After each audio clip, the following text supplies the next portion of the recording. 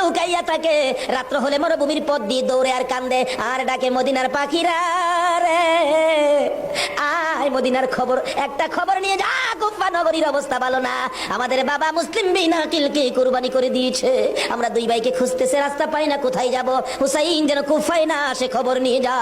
এভাবে একদিন এক রাত, দুই দিন দুই রাত, 3 দিন পার হইয়া 3 রাত্রের বেলা দুইটা ভাই একটা খেজুরের বাগানের মধ্যে বসেছিল, রাত্রে দৌড়াবে মদিনায় যাবে, কিন্তু পেটের খিদা, পানির পিপাসা, আর হাঁটতে পারে না। ছোট ভাইটা বড় ভাইয়ের গলায় ধরে কাঁদতেছে, ভাই কলিজা শুকাইয়া গেছে রে, একটা কাজ সামনে যাইতে পারবো না। দুইজন গলাগুলি করে খেজুরের বাগানের মাঝখানে ঘুমিয়ে গেছে। এই খেজুরের বাগানের মালিকের নাম ছিল হারেস। হারেস নিজে ও তরবারি লইয়া ঘুরতেছে। সকালবেলা হারেসের বিবি যাই বাগান দেখবে, যাইয়া দেখে বাগানের মাঝখানে সাপ বিচ্ছুর ভয় থাকে, কিন্তু এই ভয়ের মাঝখানে দুইটা পূর্ণিমার চাঁদের মতো সন্তান ঘুমাইয়া রইছে।